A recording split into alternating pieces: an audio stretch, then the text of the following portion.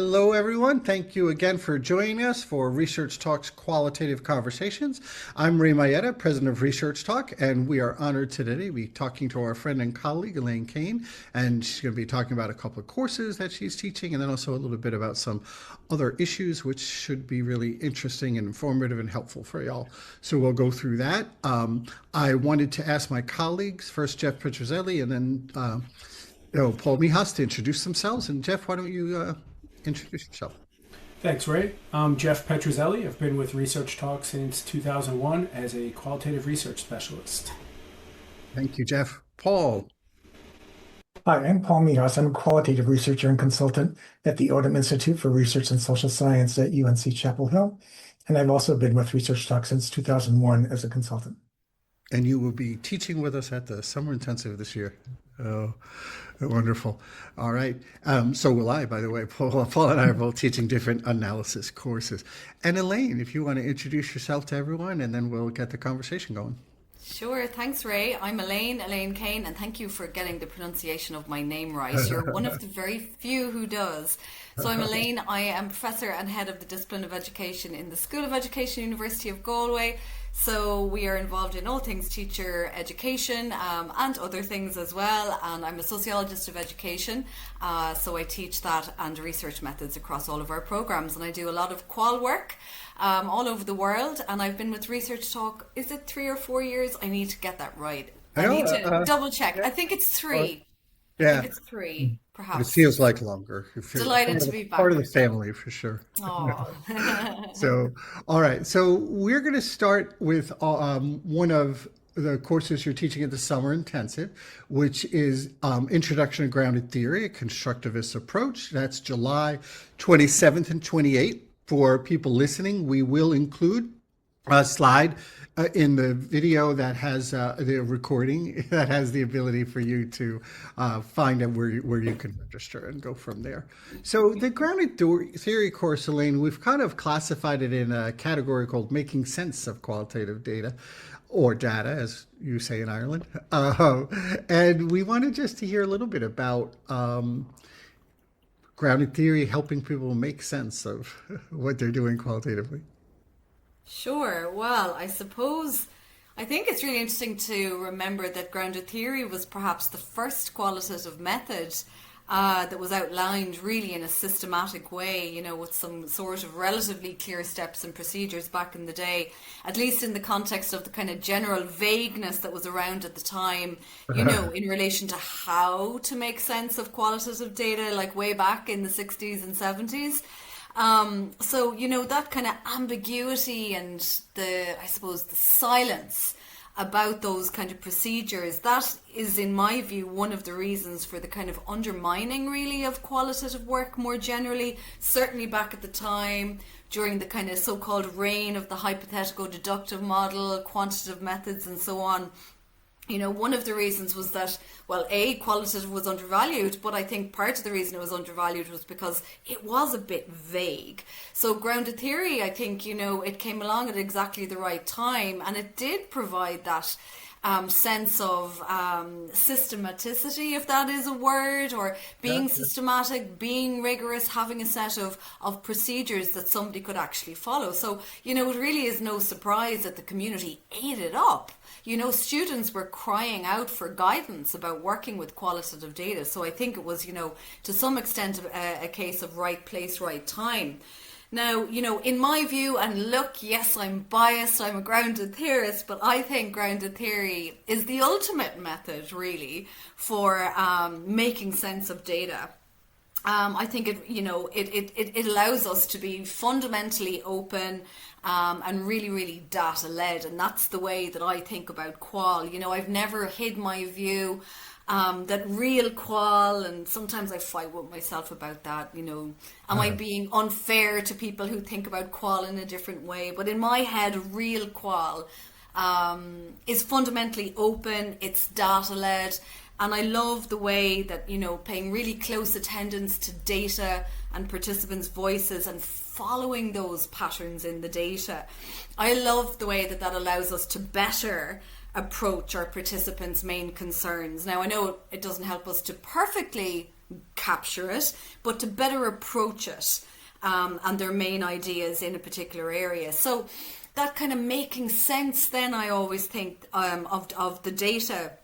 It's inherent in GT, in grounded theory.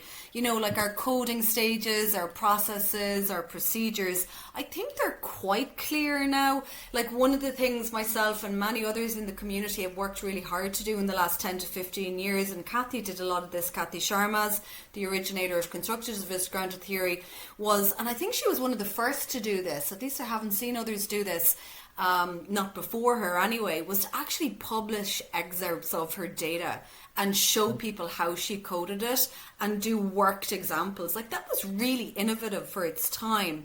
And myself and others have followed in her example and have done the same. And I think that kind of brings good clarity to people to see, oh, okay, this is actually how they did it, line by line, and what they did next. And to show people that sense of process. And that notion of exemplifying process has, I think, been a really important part of what we've been doing. So really, my grounded theory course for ResearchTalk and everywhere I teach it, like it's fundamentally aimed at helping everyone, I suppose, us all make sense of our data. And I think what's really important to remember as well, and it's something I always emphasize, and I know the purists don't agree with this, but myself and Robert and Kathy and others are absolutely fine with it, that like these coding procedures that we've worked so hard to make clear and exemplify, they can be extracted from the method and used in more general qual work, and they are powerful. So it's actually really useful. It's never a burden to know them, you know, and to be able to use them with qualitative data, even if you're not doing a full grounded theory study. And I think that's important because it can be constraining the time frame required to do one of those big methodologies. And earlier, when you started, you were talking about grounded theory as kind of being data-led and kind of following threads that the data brings to you. And those are two core principles that in grounded theory, we see it, we witness it, we're kind of, you know, let the data be your guide is a principle we use at ResearchTalk. And folks are doing that whether it's grounded theory or not. So it's an example of things folks learn. Oftentimes people ask, oh, I don't know if I'll do grounded theory, so I'm not sure I should learn it. But those are examples of why, even if you're not going to become a grounded theorist, you know, yeah, you should. It really is. Absolutely. I mean, grounded theory just embodies the best of qual. You know, if you're a good grounded theorist, you're a fantastic qualitative researcher. You know, there's nothing, you know, and I think that goes for a lot of the big qual methodologies. I mean, if you're a good researcher in any of the big qual methodologies, I think you're just a good qual researcher. You know, you have the ethos, you know key procedures, you know what it's all about. And so much of it is about understanding that ethos, because then you can always work out procedures based on that kind of ethos. Understanding and executing it, right? You know, it's that kind of combination, and it really is this, you know, lived experience, those kinds of words, all of that kind of getting that kind of detail and working through, and you know, yeah, and it goes back even when you were talking earlier. It's, you know, this stuff is articulated so strongly in grounded theory and laid out in the grounded theory process. But it's not unlike the foundations of ethnography from back in the day, you know. And of course, that it makes perfect sense, doesn't it, Ray? Because as you know, I mean, Barney Glaser and Anselm Strauss, who were the originators of original grounded theory, you know, they were doing essentially an ethnographic study on their study of death and dying in hospitals, you know, when they... Yep. And they published their study and they were asked, how did you do this amazing study? So they wrote up their methodology. That was the discovery of grounded theory. So, you know, grounded theory came from ethnography. And of course, we're seeing a little turn back towards it now as people, you know, as the second generation, other people like Janice Morse and so on, they're calling for grounded theorists to do more data generation in terms of observational work, actually, and trying to point us away from over-relying on interview data, which is interesting. Yeah, so absolutely. Ethnographic roots. What about challenges that people face as they're working on their grounded theory projects? And, so. Yeah, look, I think there are lots of challenges, like with any methodology, having said that, okay? There definitely are some challenges. I mean, I think... you know, there are a lot of myths about grounded theory. I don't like the way people, think they can pick and choose different aspects. I think one of the big misunderstandings is it's the most highly cited methodology. And then when you look at what somebody did, you can see very clearly that methodology has not been employed. Like, there are some core features, as you know, things to do with what we call theoretical sampling and memoing and so on. And very often, if a study is claiming to be grounded theory, they haven't used these core procedures. So adherence to what we would be recognized as these kind of core procedures is really important. That is a challenge, to get people to understand that and to do it, and to do theoretical sampling properly as well, to understand that, it's not just getting more people to talk about the same sort of stuff. It's having some idea of developing conceptual analysis that, we have more conceptual questions about, and we're gathering more data to fill those gaps. So that can be a moment of a need for clarity around that, I think.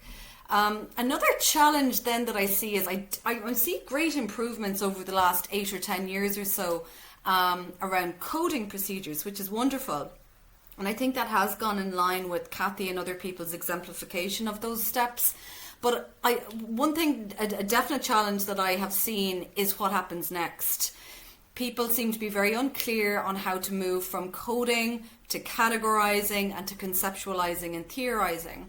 And there really were very few exemplifications of process there. So that is something that, and in fact, it ties into one of your other questions about kind of lessons learned. I've been trying over time to make more opportunity in my courses, more time and more opportunity to show this, to talk about it, to try and think through how to articulate that process, because it's tricky. Like, these things are missing because they're hard.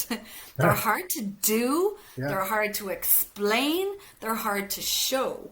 So there's 2 chapters I've written in the last 18 months that give an example of how to go from raw data right through all the different coding stages through to a developed concept and in its published form. And I've gotten quite a bit of feedback already from students working with those, that they found that useful.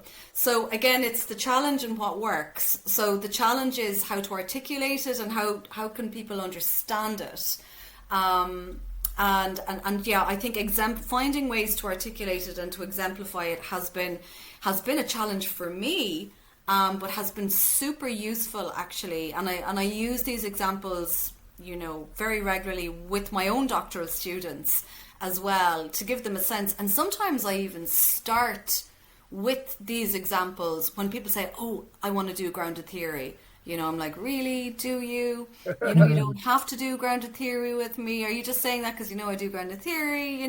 So I actually try to put people off, because I'm like, look, don't choose grounded theory just because I'm going to be your supervisor.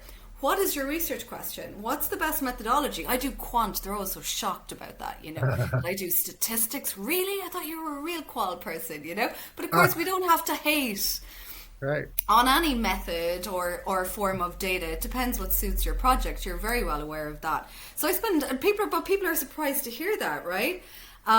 Sorry, I've gone off on a tangent there and I've forgotten the source. No, you're right with it. And, you were giving a segue, Paul, for something of interest to you, is this whole kind of the lessons learned as we go. And also here, like another thread with that for, Paul and Elaine, is this, when we think about the process people go through, it really seems like there's this underlying connection that you walk people to and try to get them to see it's not just steps and strategies, it's principle-based practice. So, yes. Paul, I didn't know if there was anything else there that you wanted to hear Elaine think aloud about, but that it's a powerful area. Mm-hmm.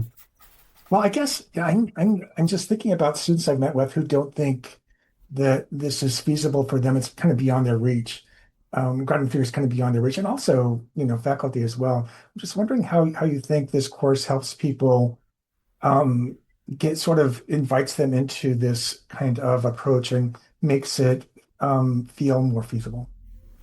That's a great question. And the more I do the methodology, the more I can understand why it feels challenging and a bit scary. And I have a very frank discussion with people, you know. I do, as I said, I check, do you really want to do grounded theory? Because that means you have to come up with a theory. And that's scary. What is a theory? People are scared by theory. So I spend some time and we start talking about what is theory. Let's read about it. What did Glaser and Strauss mean by theory? Does this mean you have to come up with some grand theory fitting all of society? You know, so it requires some good, I suppose, conversation about what we even mean. But then I explained that, you know, the beauty of grounded theory as well is it's got so many different aspects that are powerful in and of themselves, that are just wonderful techniques for us to use in general qualitative inquiry. And kind of touched on this before in the discussion with Ray, that there are quite a few techniques that can be separated out. Like, I'm such a fan of the coding processes that we use in grounded theory, and I find them so powerful that even in the more general qualitative work that I do, you know, I will actually use those with general qualitative data, even if I'm not doing an overall grounded theory study. So I'll often explain that to students.